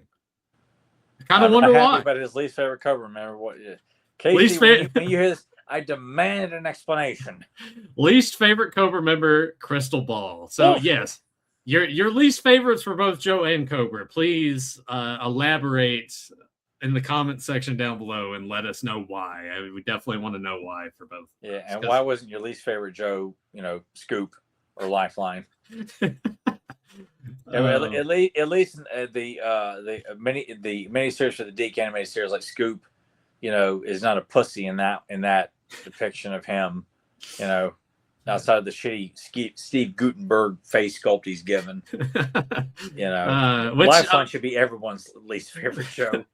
Which, I mean, now that you bring up the Deke series, that will be fun enough and entertaining enough for us to go and cover some of those episodes, just maybe for how bad they are. And oh yeah, they're really hard to sit through, man. It's and it's been years since I've tried to watch it because I remember I started watching the miniseries, and I mean they have continuity, like tying up what happened in the movie, which is interesting.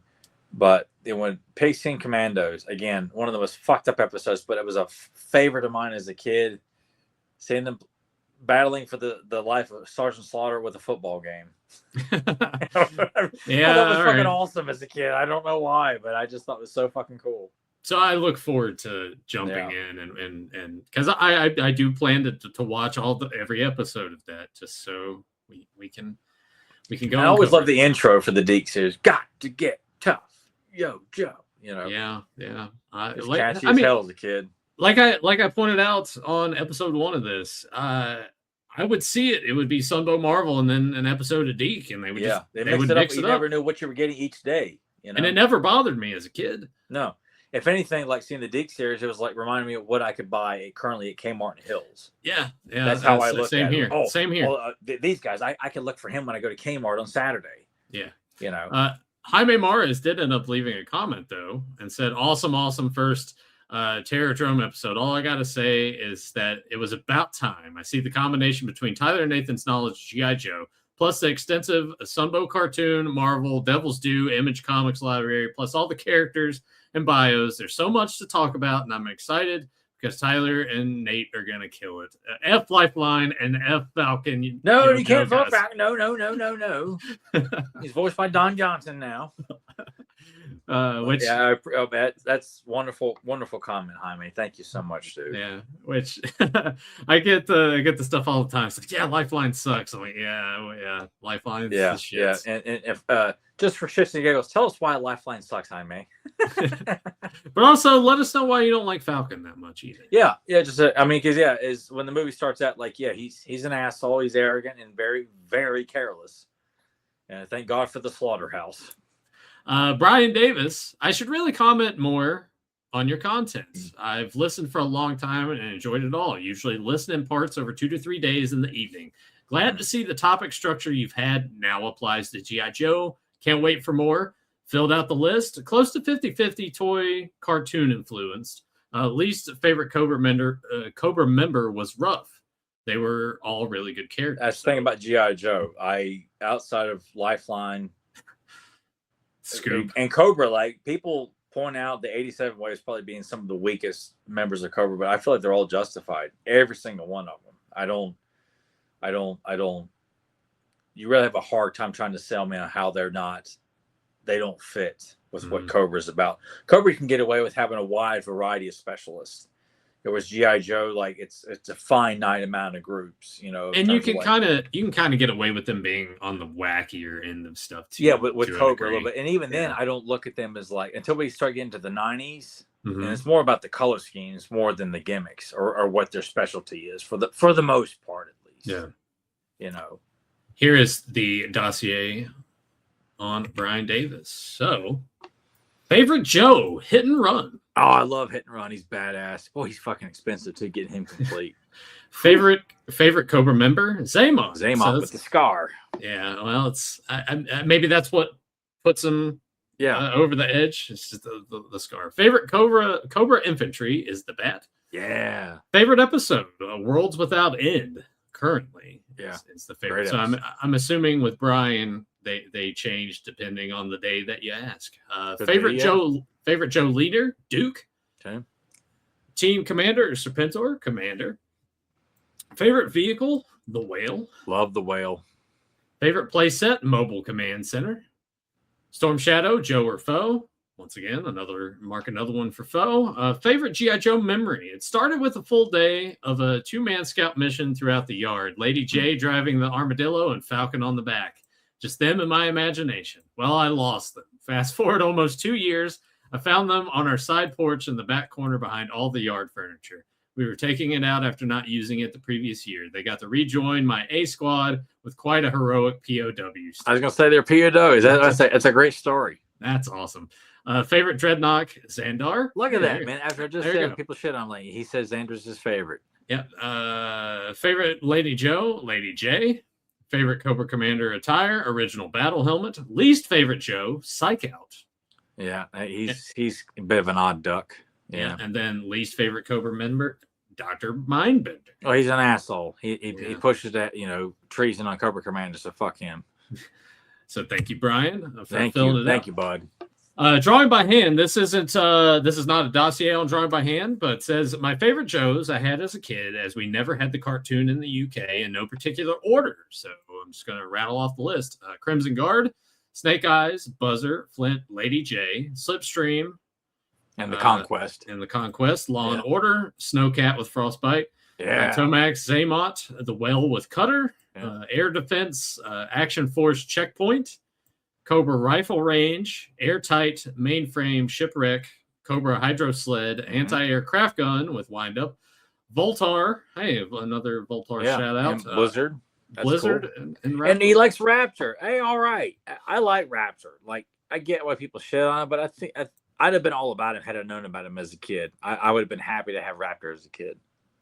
Goes on to say the figures I wanted as a kid that were sold out or couldn't find in the UK at the time were all Dreadnoughts, except Buzzer, Alpine, Storm Shadow, Cobra Commander, Zarana, Quick Kick, Dusty, Bazooka, and then worst G.I. Joe vehicle I had was the Whale. It was so brittle with its plastic. I've heard that about the Whale. Yeah, very disappointed in quality control at the time. Can't comment on all the other vehicles in the line that I never had. Sumbo G.I. Joe cartoon was awesome and always brings up the compendiums because drawing by hand is a big. Made mention was like, volume 3 of the compendiums came out. I went ahead and ordered it, and I'm already starting to read it, and that's awesome to hear. Simple tricks and nonsense coming from a military family. Grandfather, dad, uncle, and even aunt were all in the military. G.I. Joe was supported. While I only had 5 Master Universe figures growing up, my Star Wars and Joe collections were massive. It's funny because both Joe and Master Universe came out during a gap in Star Wars stuff. I started with both in 1982. My first Joes didn't have swivel arm battle grip. As friends aged out of toys, I inherited the collections. Much like you, you're like, oh, hey, you don't want that anymore? I'll take that right now. The Joe articulation, vehicles, and playsets blew away the competition. They also didn't marry their designs to a play gimmick, which limited the posability like other lines. You could do intricate action sequences and storytelling with Joes. I feel by 1986, Hasbro was copying Mattel's homework and decided to go heavy into the fantasy and sci-fi. That's when we got Cobra La. I was 13. 87. Yeah, or I guess they would have been doing it in 86. Yeah. I was 13 in 86, and while friends were aging out, I was just secretly collecting, but cherry picking what I got. Being an older kid, I saw how ridiculous things were getting. I can totally get why Tyler loves Big Boa. If you didn't know he was Cobra, you'd look at his design and think he was from Master Universe. That helmet, the spike cross harness, the boots, he looked like he's an evil warrior working for Skeletor. In fact, Raptor and Crystal Ball fall in that category too, just like Pixel Dan likes the Neon Ninja Warriors from G.I. Joe. That's largely because they remind him of Teenage Mutant Ninja Turtles. Can't really lock down favorite characters, but I gave Cobra a pass on the exotic colors and designs. Evil gets to be flamboyant, which we were just kind of talking about. You can sort of play with that play around with that a lot more when it comes to your villains. But I loved aviation, air assault, paratroopers, jungle armor, and scuba or amphibious units. My dad was a tanker. My uncle was a paratrooper and later flew the AH-1 helicopter, the inspiration for the Dragonfly, and then said, being in Florida, I never bought a single snow anything, which I can kind of understand it. Yeah. That you're not around it. You don't want the snow characters, but Yeah, I always dug any of the Arctic. I only had one Arctic vehicle that was given to me as a Christmas present. I'd have been happy to have any of them. It wouldn't have mattered to me because I had no vehicles as a kid. Yeah. None. I was given none as a kid, so it was pretty much just the figures because they were cheap and that was it. I got the Cobra jetpack because I thought Crystal Ball came in the box. He was on, which I've mentioned. Yeah, you mentioned that. So. You mentioned it on episode 1 that you thought you were going to be getting. Oh God, it came out. It was the Cobra like snow ice saber. I forgot. Fuck. But it held multiple. Like you could put people on the sides. Had 3 people in the cockpit. I forgot what it was called, but it was given to me as a Christmas present, and I played with that till there was nothing left but just the shell of it. All the pieces got lost. All broke off. Yeah. They all broke off or got lost. But I did get the Star Brigade. It was repackaged at Cobra Stiletto as a rocket ship that came with a new version. I think of Countdown, if I remember correctly. So my granddaddy was the only person who gave me G.I. Joe vehicles as a kid, and that was just by sheer chance. Yeah, it's honestly, I think most of the time when I would get, because I didn't have many G.I. Joe vehicles, and now that I think about it, I think most of them were Christmas presents from my grandparents, because it's a little bit extra money, but it wasn't really breaking the bank at the time. So yeah, and I guess I would see it on TV, but I never, if I was looking for G.I. Joes, I was looking for the figures. Like I just knew like it was because especially if I was using my own money, like allowance money, all I could afford was that, and my mom was typically not going to get me a vehicle. I got the jetpack because it was a low price item, and I really thought Crystal Ball was in it. And such a bummer. But thanks John for leaving us a comment. Yeah. And let us know your experiences with the toy line and the TV show growing up. Brian Clifton. I didn't have a lot of Joe figures as a kid, but Hawk was my favorite. I didn't understand the chain of command as a kid either. I didn't like Duke because I thought he was trying to replace Hawk. I didn't like Duke because I hated how he dressed. He looks like he's dressed for office, for meetings and conferences. Hawk looks like he's dressed for battle. So does Flint. So does Beachhead. But Duke looks like he's going to be yeah, he does look like he's just going to be sitting at a desk. Yeah, he just that's what, even though his character's always written great, I hated the visual. Like he's not battle ready. Yeah. It's like, to me, it's no contest. Plus, he fucking smiles. Like the figures got that, and that was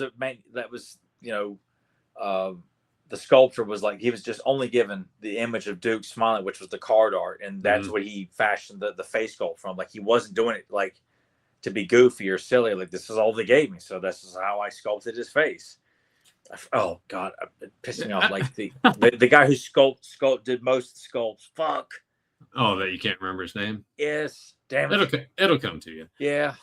But here is the dossier on Brian Clifton. So favorite Joe is General Hawk.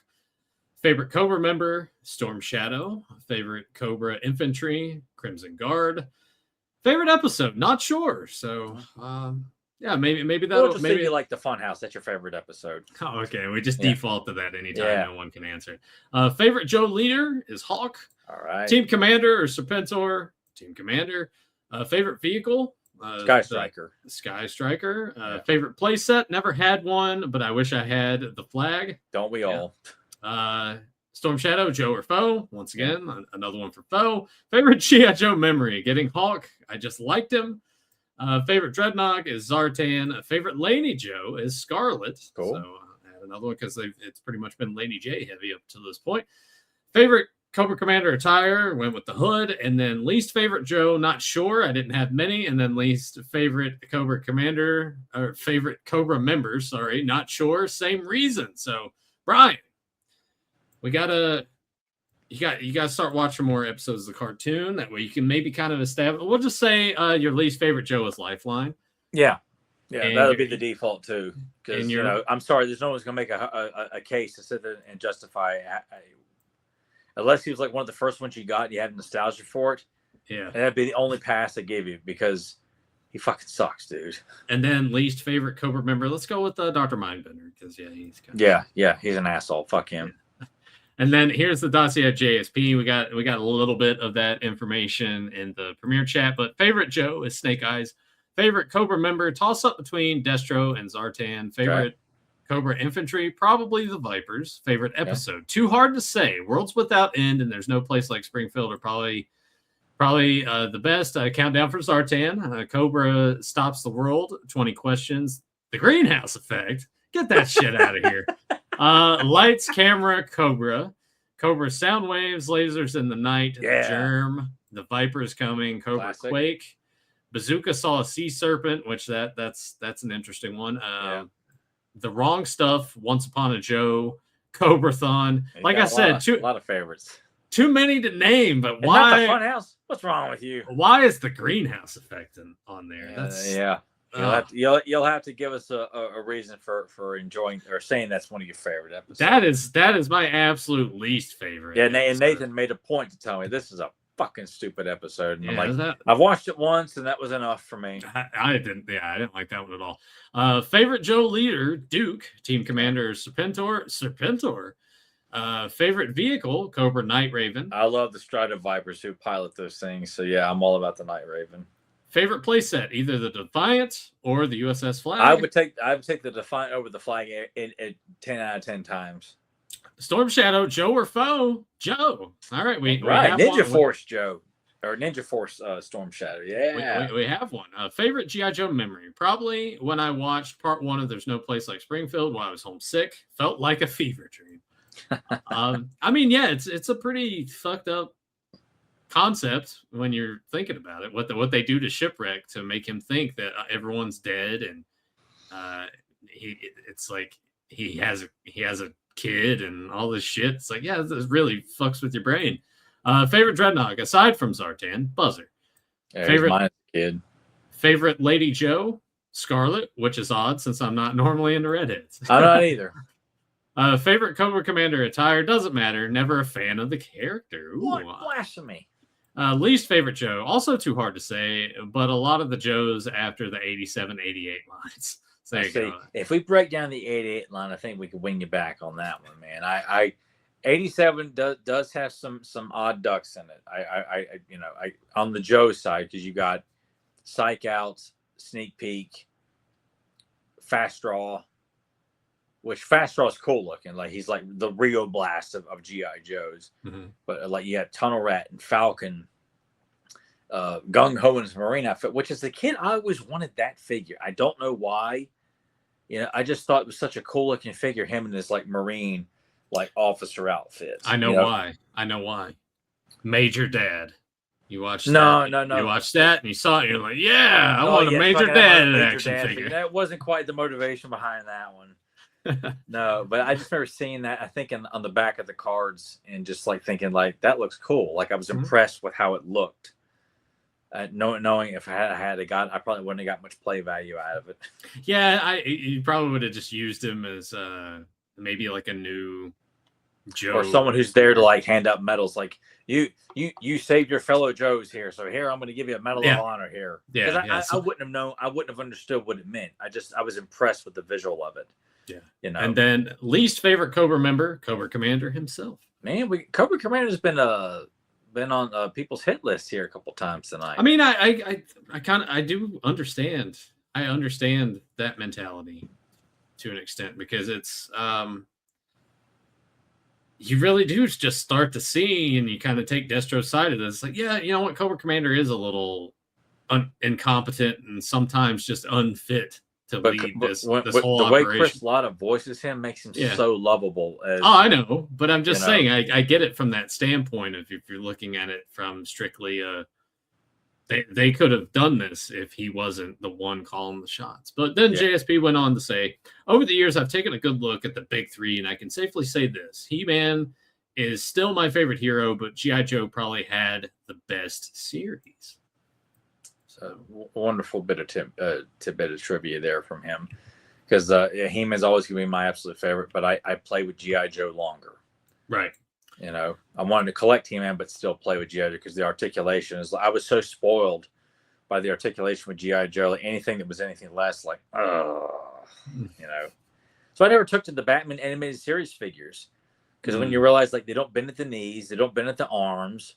Like the Toy Biz Batman figures, they at least bend at the arms and the knees. They you couldn't do side kicks, but they could still there was enough more articulation. That's why most Batman figures in the 90s were disappointments to me if they didn't bend at the knees or at their arms. So yeah, I mean, I guess that did that does really sort of limit playtime a little bit once you it did for me at least, which I feel like, you get kind of spoiled by the Joes. Yeah, and even though it didn't bother me with Turtles, didn't bother me with He-Man, didn't bother me with Thundercats, but when I'm really like, because I used my G.I. Joes with Snake Mountain and Castle Grayskull too, like no logic. It was just a new location for them to battle on. I didn't sit there, they've come to Eternia. I didn't do shit like that. Yeah, like some sure that shitty crossover written by Rob David. Motu Drew, so happy you guys are doing this. Answered the dossier questions more with my preferences as a kid in mind versus how I might answer today. Okay. So favorite Joe, Beachhead, my first figure. Favorite Cobra, Krogmaster. Dude, I love you to death, man, with those first two already, man. I love so many of the figures that came with an animal. It was a huge selling point. Favorite Cobra Infantry, Alley Viper and Night Viper. Love both of their designs and colors. Kick ass. Favorite episode, hard to choose just one. I have to think about this one. So if you've thought about it over these last few then weeks, clearly you thought about the Funhouse. So drop us a comment down below and let us know if there is a favorite that has come to mind. Favorite Joe leader, Duke, Team Commander, or Serpentor. Serpentor, he looks so cool to me. However, I'm a big Cobra Commander fan as well. We have to also take into consideration this is more in the mindset of how Motu Drew felt as a kid. Serpentor as well. I thought he was so fucking cool as a kid, man. God. Favorite vehicle, Sky Striker and All Striker. My brother had both. Hours of fun with these. I love that's All Striker is another vehicle I own at the moment. That'd probably be next behind the Skyhawk.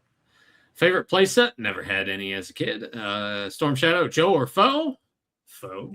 Wow, lots of Storm Shadow Foe fans. Yeah, we've only gotten one so far. Favorite G.I. Joe memory. Remember being out at town with my mom before I had even started school yet, and she bought me a big boa. I believe at a grocery store. Just a fun memory of a carefree time when all that mattered was action figures and getting a new one was everything. I love that. Amy, you got Big Boa as a kid, man. I only got to see Big Boa from a distance. I never got to own him as a kid. Favorite Dreadnought, Zanzibar. Had him and his air skiff. Thought he looked like a pirate, and I loved pirates as a kid. Thought his hair was really cool. I saw him in daycare also. I thought he looked fucking amazing too. Yeah. I loved to have had Zanzibar as a kid. Yeah. And it's also a great Billy Joel song. Favorite Lady Joe, Lady J, huge crush on her in the cartoon. I mean, how can you not? Favorite Cobra Commander attire, went with the hooded variation. Least favorite Joe, Dial Tone. No hate for the character, just didn't like his design. Okay. I can understand, the guys who are more tech based are not like in the field. Even though Dial Tone's given a gun, he's a communications expert. Mm-hmm. I mean, some I can understand. Like, I get why Mainframe was mentioned earlier. Like, I don't, but I get it. Mm-hmm. I just feel like Scoop and Lifeline should be the only two that get shit on all the time. And then went to say least favorite Cobra member, Zartan. While I like the Dreadnoughts, it was again another visual design I simply didn't like. I kind of wonder if that puts you in the camp of I didn't really appreciate the gimmick and the sun. I don't like it. Yeah, which I always loved the character, but that's what's so cool about this. Like reading through all of these, everyone having their preferences. Like some are like vastly different, some are like very in tune with others, and this turned out to be a really great idea to have this dossier, and so many people wanted to take the time and answer all the questions, and there were no wrong answers. Oh no, and there never will be. And I want to say, if you haven't done so already, I will make sure that every episode of Terror Drome that's there in the comments will be pinned at the very, very top. Your own dossier. So make sure you copy and paste that and fill that out so you can let us know your favorites, least favorites of characters, episodes, Joe or Foe, or you Team Serpentor or Commander, etc., etc. So that's all we had on this go around. Now I'm already starting to think about Mission 3. Yeah, mission 3. If we do like a character study, or do a comic book discussion, or break down. I think it's got to be one of those two. Really, I think it's where we got to land for the third one. Yeah. Yeah. I think when we break down like another wave, I definitely want us to cover the 87 wave, because that's always such a controversial wave. Yeah. You know. Yeah, I want to encourage, like, okay, this is why Big Boa works. This is why Crystal Ball works. This is why Crocmaster works. We got to turn it around. We got to change the perception. Yeah, and the Raptor, I'm like, I can't defend him. Like, I like the character, but I'm like, I feel like I don't think I could come up with a legitimate reason. Like, I think his gimmick of like using, trained birds to go out on reconnaissance and hunting and things like that. Like, it's a trick that people have used. So I'm like, it's not far fetched. It's more like the guy dresses up like a big bird. And I'm like, I can't defend it, and even in the comic book, like Larry Hama's written the character, like, people shit on the character. Like, you dress like a bird, and it wasn't like, hey, I featured your character. I don't have to sit there and say anything good about him. Mm-hmm.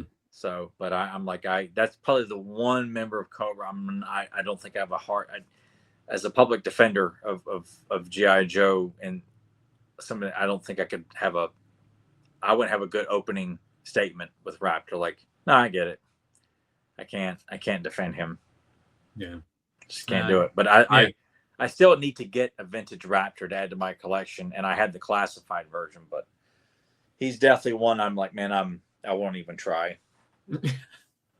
No. But yeah, well, but I like him. I truly, there's not a member of Cobra I don't like. Every single member of Cobra, whether it's part of the Iron Grenadiers, with Voltar, and every incarnation, even though some of the looks may be, like I think the third version of the Cobra Eel, or second version of the Cobra Eel, which I had as a kid, is vastly inferior to the original Cobra Eel. Like, there's just no comparison. Like, with neon yellow and blue and this red goggles, it just looks silly. It comes with like a barracuda. Yeah, it'll be like I said, it'll be fun to just start doing like specific characters and going through the different iterations of the figures and pointing out what went wrong and why it looks so bad, or in some cases maybe why this is vastly different, but it still works. And so some of the later variants, sometimes I'm trying to think of some right off the top of my head before we wrap this up, like ones that were like, actually, this was a big improvement, but I can't think of any off the top of my head. I will say, like, the second version of Alley Viper I thought was better than the original Alley Viper. Every version of Destro we got, like, I thought they were all great too. Like, you got the Iron Grenadier with the gold face mask and the cape and the black outfit and the sword and sheath, and then the version that looks closer to the cartoon, which is the version I had as a kid. It looked just like the cartoon to me. It's like, oh, I never owned a Destro, and then they there it is, a KB toy. Oh my god, I can have Destro finally. So yep, that's the one I ended up owning. Yeah, I was so fucking happy. I was so fucking happy to own Destro when I saw that. Shit, man. Yeah, I'm trying to think if they're.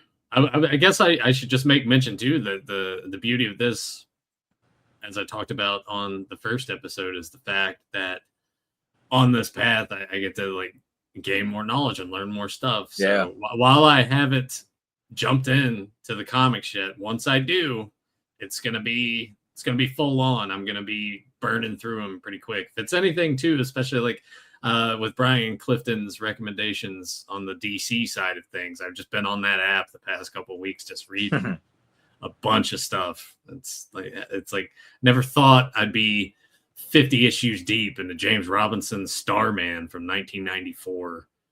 So at this point now, because it's crazy to think that comic ran from 1994 all the way to 2001, and that's a pretty good run. Yeah, and at this point, I'm like in the I'm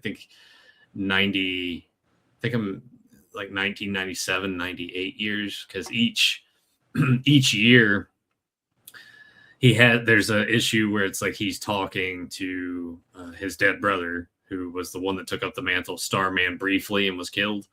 Mm-hmm. And they have a standalone issue where it's like his brother comes to visit him, and there's like various situations. Like one, they're on a pirate ship, and he's like, "Why are you doing this to me?" So it's like they have a little back and forth and talk. So it seems like that's just going to be a yearly thing, and I always look forward to those. But before I rant on about more of those comic books, just know that I'm going to start diving into the G.I. Joe comics soon enough, because I did. Man, I should probably honestly too go down and grab them all, because I think I put them all in a separate box in my comic collection, because I did get those comics as a kid. Mm-hmm. But I would just flip through them, because around that time I wasn't really, either didn't know how to read or wasn't reading well enough to read comic books. So I'm just looking at the pictures, but I have a decent amount of because I remember going through your collection. As I have many times, and just recognize. I mean, I only had 2 G.I. Joe comics as a kid. But I recognized a lot of the issues. Like you had some,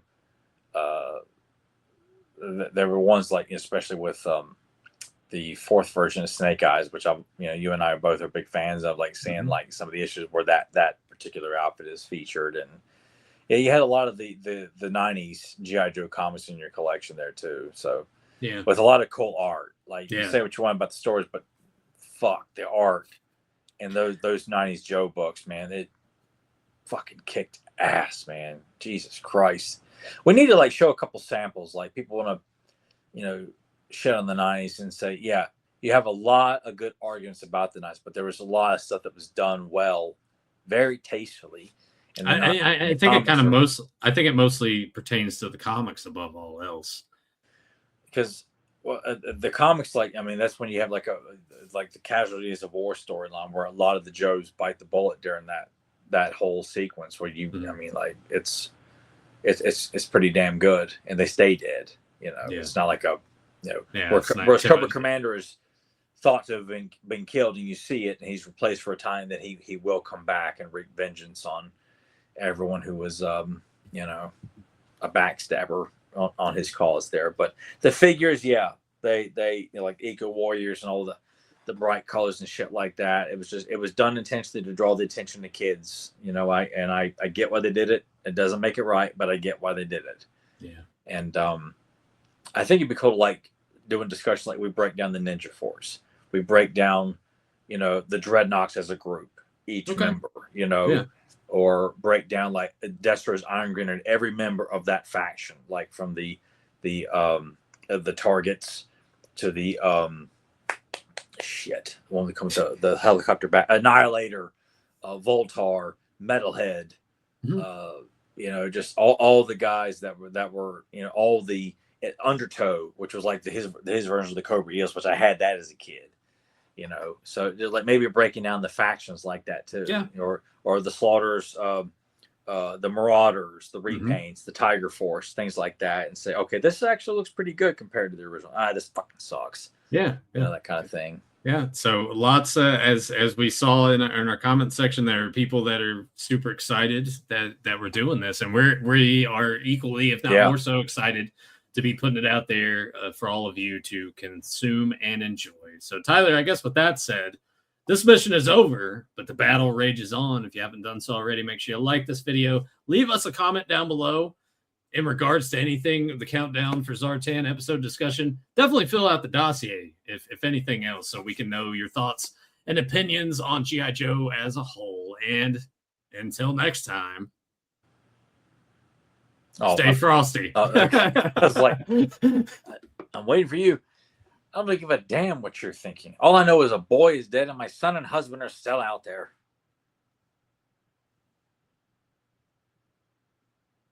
Oh, Jaws 2. I was gonna say, you just watched it. That's why I picked it. It's like, watch him like turtles. No, I like when you said it too. I was thinking like, yeah, it's probably Jaws 2, but maybe he's pulling a fast one on me. It's Jaws the Revenge somehow as well. But I was like, if he just watched Jaws 2, I'm like, I'm gonna pull and see if he botches that. Hey, I still got it though. You still got it. Did Emily react to when Marge gets eaten by chance? No, she wasn't. Damn. I was actually out. I was actually meaning to ask you about that because you were and also too we're going to talk Jaws here for a minute, but we are kind of planning to do something with all 4 of those films at a very soonish date. But what was the one that you were kind of hyping up? You says the Mars death, where she rescues Sean, puts him up on the bottom of the boat because it's flipped over. And then she gets Jaws eaten underneath the water with his mouth open up, and they come up and snatch her in one big gulp. Yeah, I mean that was cool, but I wasn't like, oh my god! It's the visual of like the music, and then seeing Joel's under the water with his mouth opening, coming up at her. Like I mean, it looked awesome, but I wasn't like, holy shit about it. I don't know. I find it to be the creepiest kill in that movie. I just that visual, you know. And how they executed filming that, you know, like the difficulties of doing that and that one shot of, you know, like the shark would show up too late or too early and I'm like, and I've often wondered at what the actors felt like being in the water with that mechanical shark. If it kind of blurs the lines for them in that moment.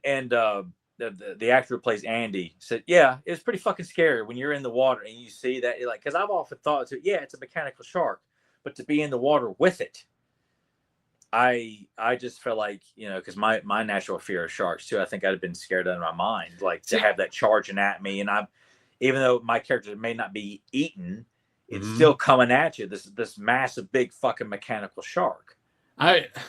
When I was watching it last night, I was telling Emily, I was like, I'd be fine because like I don't really get in the water that much, so like I don't have to worry about the shit. And then it's like I never have to because it's if all that stuff starts happening, it's like, well, I'm not going to go in the water anymore anyway. Yeah, I was trying to find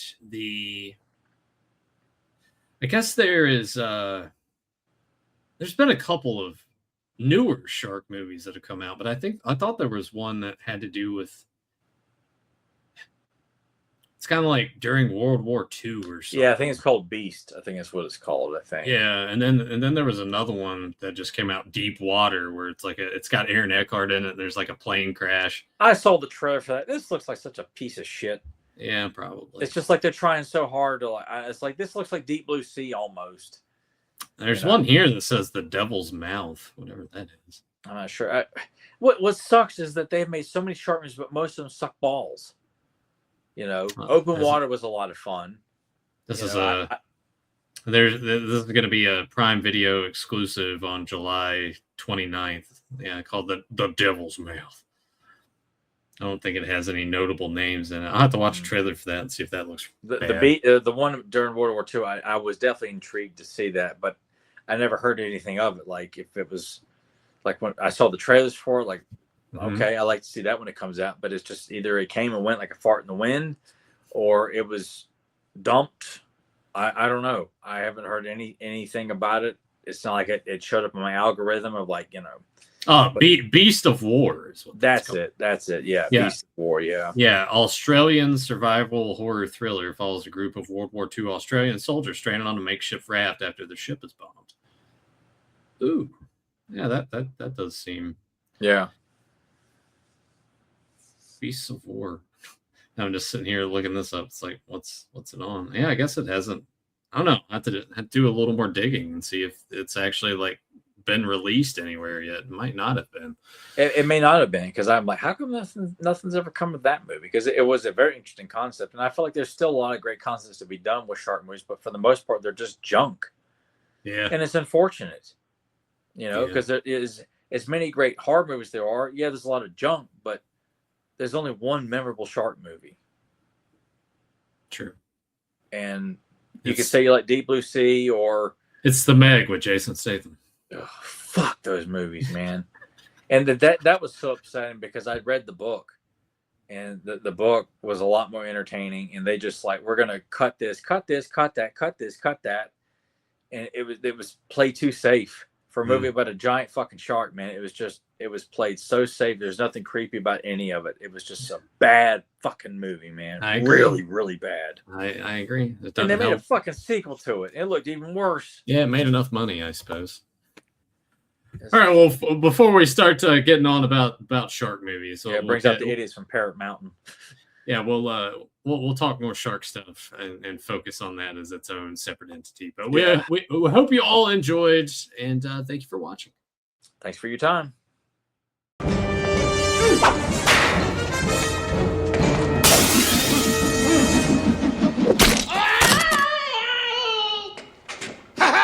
I threw that shit before I walked in the room.